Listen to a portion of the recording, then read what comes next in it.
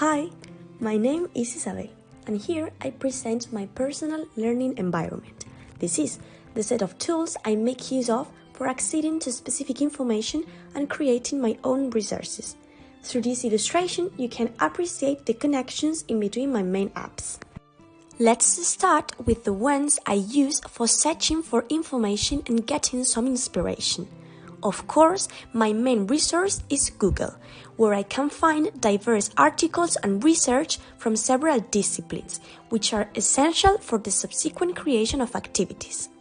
In addition, I tend to visit Pinterest, where sometimes I find multiple templates which I consider really nice and eye-catching for primary education students.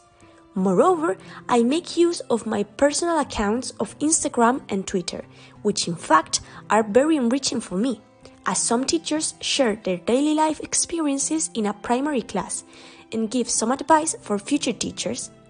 Finally, I also access to YouTube, searching for videos that could complement the sessions I prepare for my didactic units.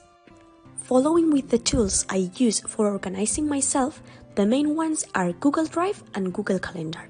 On the one hand, Google Drive is essential for me, not only for storing the projects that I'm doing, but also for working online with my classmates, and in this sense, saving a lot of time. On the other hand, Google Calendar is really useful for me in order to write down the important dates I must not forget. It's quite practical as it sends you reminders to the email.